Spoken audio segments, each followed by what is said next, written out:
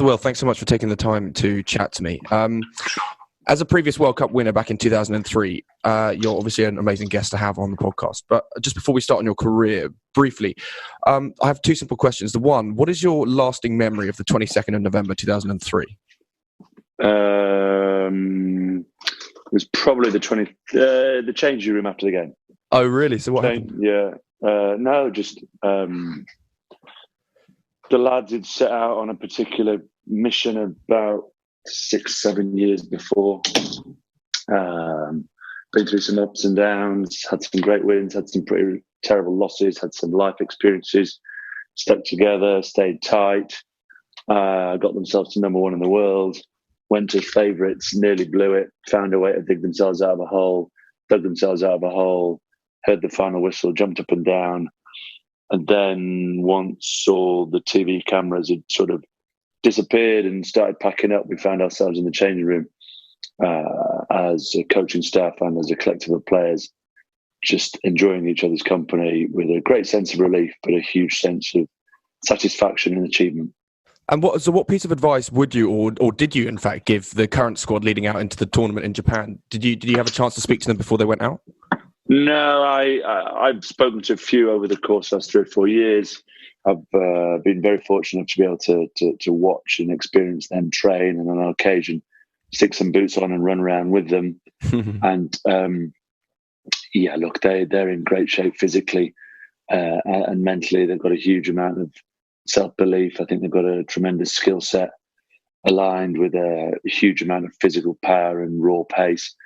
And I think the biggest challenge for all those teams trying to win this World Cup will be to stay calm, stay composed when things go against them, because whichever team lifts the trophy in Tokyo on November the 2nd, 2019, will have experienced some close shaves and will have found a way to stay in the moment and not worry about the end result, just fix the next problem. So I've seen you've picked your World Cup 15, but I suppose I have to ask you the question, who is going to make that final in Japan? Yes, I mean, I think the semi-finalists, I think I'd be reasonably confident in picking New Zealand and South Africa. I think they can overcome Scotland and Ireland in the quarterfinals with the way the pools have been selected. The other side of the draw, look, I think Wales, Australia, England will be in the quarterfinals, and then it's one of sort of France or Argentina. I'm going to go with France. And then the semi-finals on that side, I suspect, could be England and Wales, or the semi-finalists, which means New Zealand play England and South Africa play Wales. I'd like to think we would get at least one Northern Hemisphere team in it. I'd like to wear some rose-tinted spectacles and say it might be England, but my suspicion is New Zealand and South Africa are the teams to beat in this World Cup. So just going back to the start of your career, at school you were both a fantastic rugby player, but also a great cricket player playing for the Lancashire Schools representative team. Did you find it difficult to choose between rugby and cricket, and especially with the fact that your father was such a great rugby player?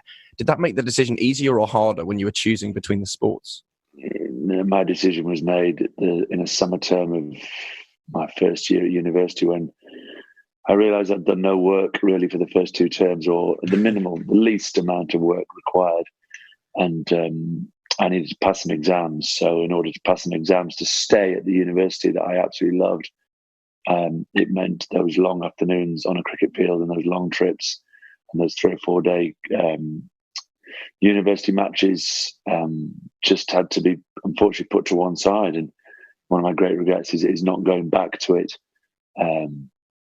And playing a little bit more cricket. I absolutely love my cricket, and I was fortunate enough to play. I mean, you name a sport, and at some stage I'll have had a go at it as a kid. And my mother and father were very supportive of me trying many different sports, which actually allowed me to learn so much about space, awareness, time, physicality, options, different ways of getting from A to B, and they were hugely influential in me becoming a reasonably good rugby player. So I suppose leading on from that, you've always had that competitive attitude to life and sport. And early in your career, you were, I suppose, fortunate and unfortunate at both your first stint at Harlequins and Leicester to have fierce competition for your place in the starting 15. How important was that rivalry and competition within the squad to get that first place in the team? Did that motivate you to work harder each week and play harder to get that starting position? No, I was a sort of player, and I just don't like losing. When you talk about people who like to win,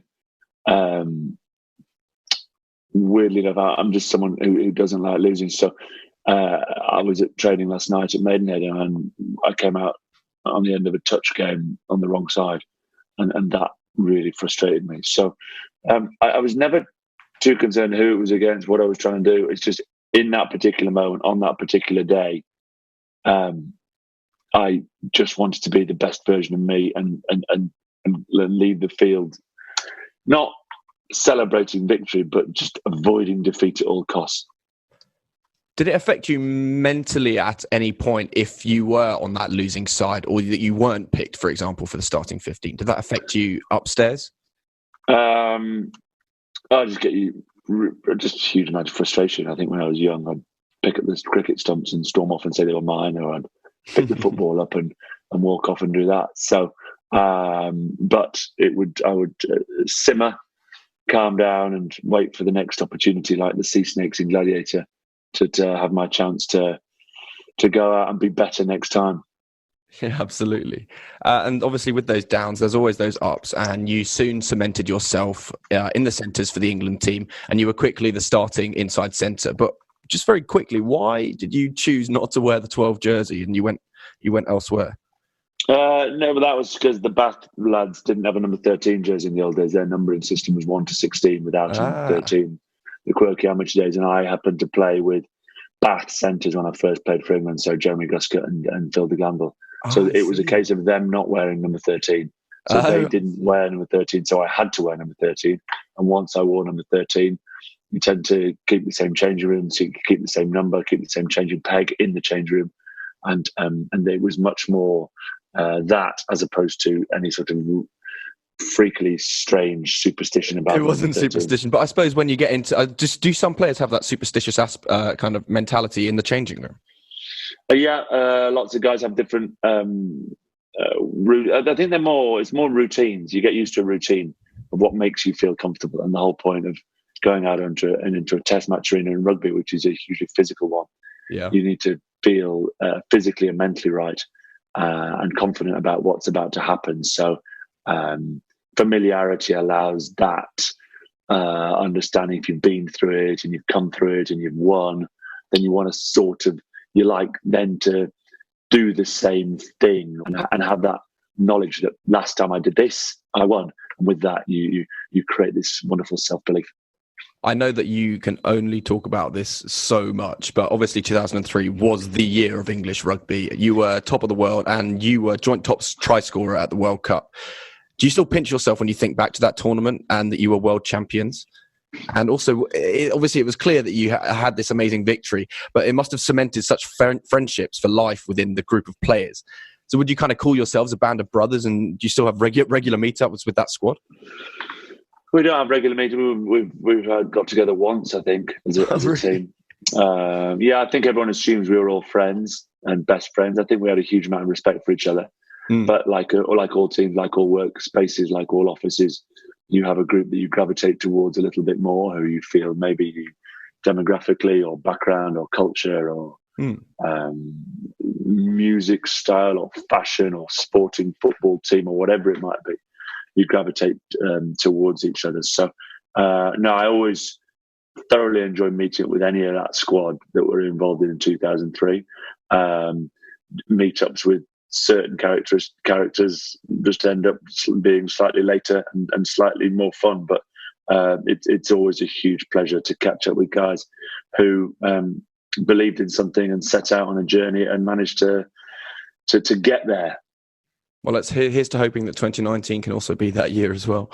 But upon retiring from rugby, you found yourself taking up a number of roles, including being a Sky Sports analyst, which you still do to this day. But how did you find that transition from playing into retirement. Was there any aspects that you found difficult from that transition, being such a physically ready, able body to that retirement? Or whilst obviously you must have maintained that physicality and well, obviously being active, but did you find that difficult? Not really. There, I think July the 1st, when you suddenly haven't got a pre-season, there's a moment, but most of the planning goes into place in advance of that. So the transition, you maybe have a summer off, and then you roll the sleeves up and go and do something else and try and be the best at whatever that might be. And working in the television or writing for newspapers was no different. It was all about knowledge, research, work, graft, commitment, making some errors, understanding how you structure an article, understanding how you can have 36 viewpoints on a game, but you've got to filter that down to one because you've only got 30 seconds to say it on the television, and at the same time not try and be offensive for the sake of being offensive or clickbait, but actually trying to be measured about what it is you're saying. So no, it was, I think like all walks of life, they're all difficult, but it's no difficult changing profession from in civvy street, if you sort of use that terminology.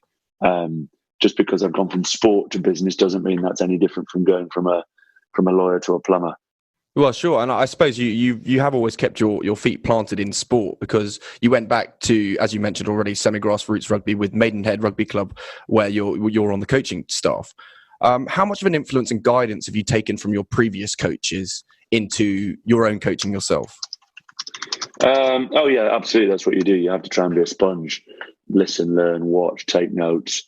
You have to also not just take notes about great coaches who do it well, great captains who do it well, but also, without naming names, you have to understand what you think might not have worked and the reasons why that might not have worked. And then with that, you take that care and diligence into a sort of junior club level with great passion and enthusiasm. A lot of the lads I work with at amateur level, they've got full-time jobs. They have bad days, and it's reading when they've had bad days at work and knowing when to back off, but also knowing when to press the accelerator.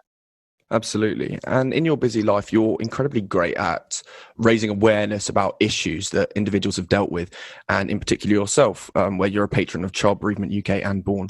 And whilst I don't want to go into any detail on the specifics relating to you, but how fundamental has the support of these charities helped you, whilst you've also actually helped the charity?